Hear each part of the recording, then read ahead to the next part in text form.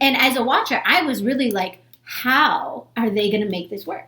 How are they going to make this relationship that seems fated, that seems destiny? Right. How are they going to make audiences be okay with this young man, older woman trope? I knew that. I don't think you understand. I cried. I cried when she found out. I cried when the women found out because it was a bunch of women.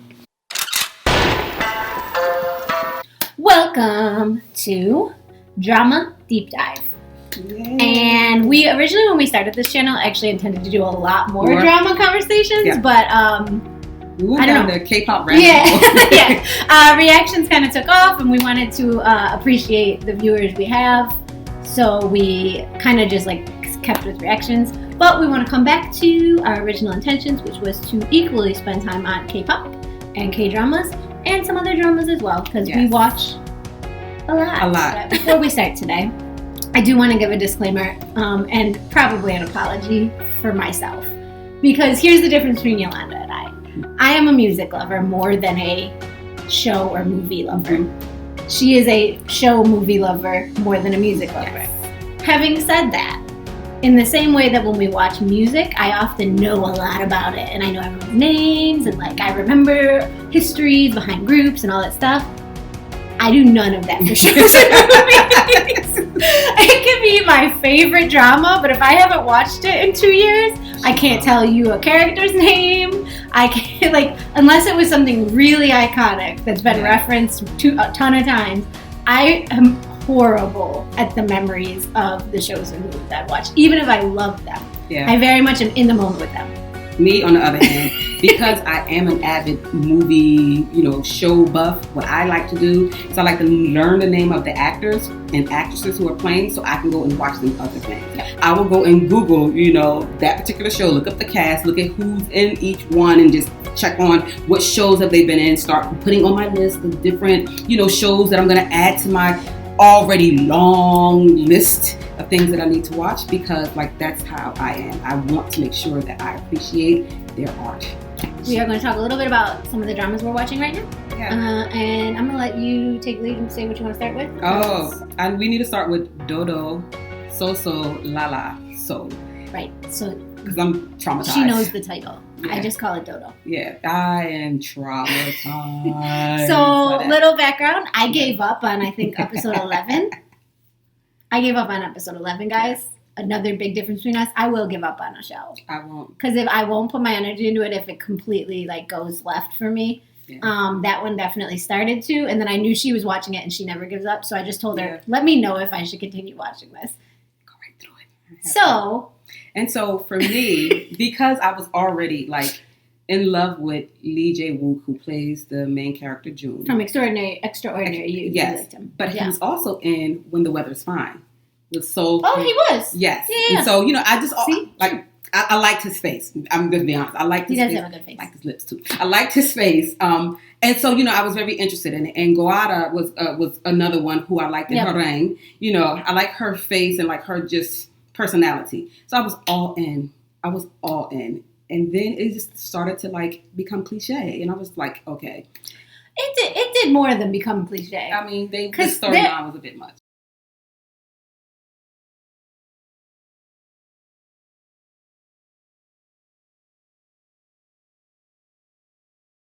I think cliche for me versus formula.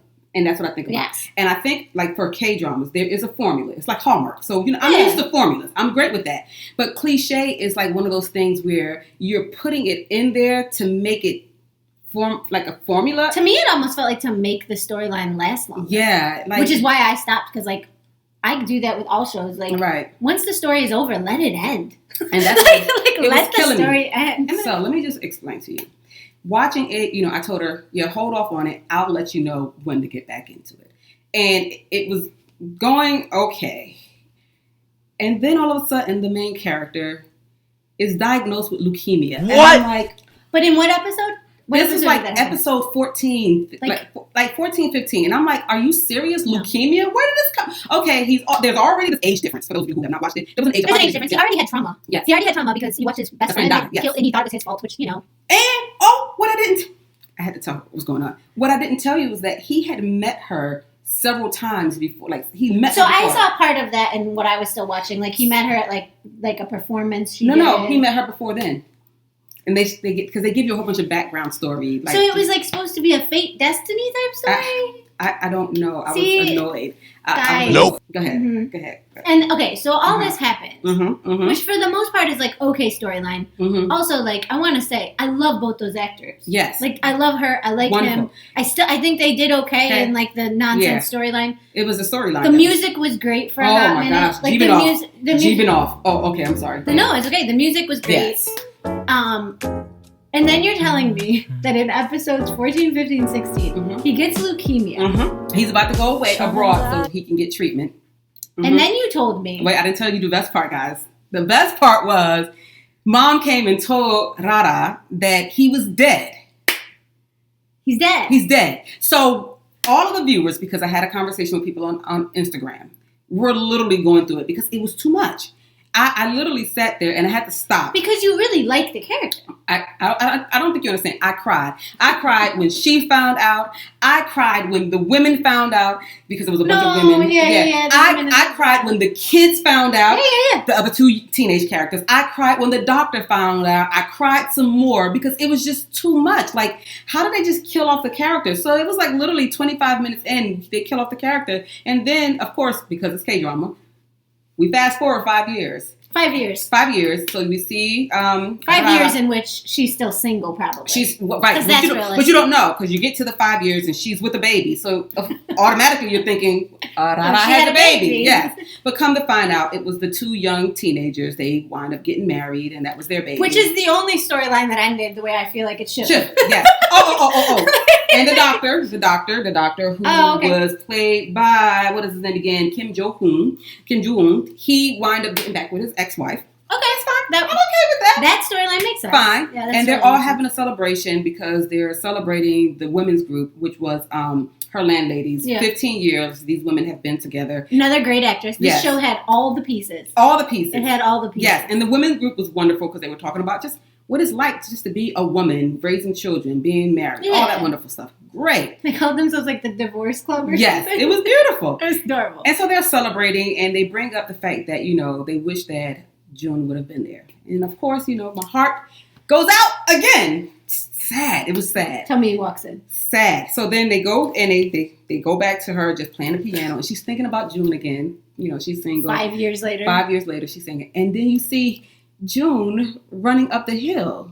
And so you're like, maybe she's thinking about this. Maybe this is like a replay of like what he used to do because he used to run home to hear her play.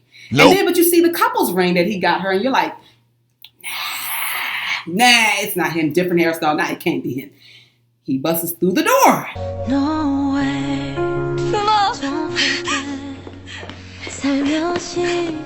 He puts his arms out for her to give him a hug. No, we're not hugging. I thought we're fighting. For 5 years, I thought you were dead. For 5 years, I thought you were dead. Fighting. Dead. D-E-A-D. I don't know how they say it in Korean, but dead. She runs and hugs him, and then they go and they span to like nighttime, and they're sitting on their favorite part of the cliff. And of course, again, she's crying. He was like, do I have to still wipe your tears?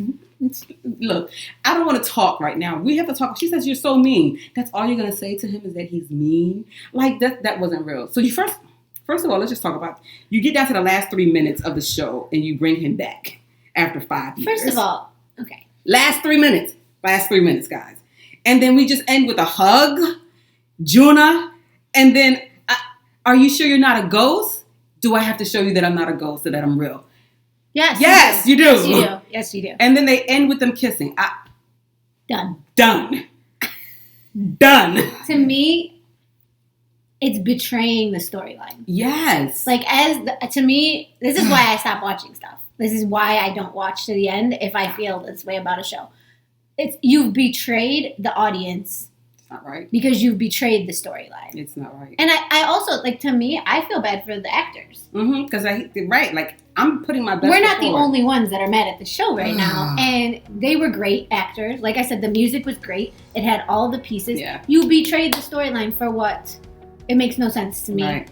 It's really obnoxious. That is so obnoxious. It was very obnoxious. Are you kidding? Like, this isn't like Days of Our Lives in 1997. Like, to me, it would have panned out better if they did like Descendants of the Sun. Like, end of episode 15, we think they're dead. All right, we get into episode 16, but also time out. They were soldiers. Yes, them being dead on a mission makes sense. Yeah. You betrayed the storyline. Yeah, and like the fact that you went and had a family member tell somebody he's died. No. And the storyline was... Well, you know what? Hold on. Let me just stop. Rara, when she found out that he was sick, Mom told her he was sick. And so she says he's not going to be able to come here ever again. Okay. And that's what she said. And so Rara was like, you're saying he's dead. And then Mom just started crying. Just let her believe it. But still. Yeah. And to be honest, like, the other thing that irks me, even though I didn't watch till the end, is like the storyline they had was super intriguing. I gotta tell you, he was Dodo So La La Soul. Okay, that doesn't shock me. Yeah, but the storyline they had was super intriguing to me because you had this older woman, this younger man, and as a watcher, I was really like, how are they gonna make this work? How are they going to make this relationship that seems fated, that seems destiny? Right. How are they going to make audiences be okay with this young man, older woman trope? I knew they were going to do that because of the fact, if you think about Goblin, they did that with Goblin. As soon as she turned 20, it was okay. They were able to kiss, whatnot. So I figured, like, okay, we're going to wait a few months. He's turning 20. And in both situations, you're intrigued as the watcher because of that intriguing storyline. Right. Just go with it. I don't know what happened. It's a mess. Right. If you know the writers, send this clip to them and just let them know, like, you destroyed it. Like, you betrayed the storyline. Yeah. It was too much. All right. On to the next one.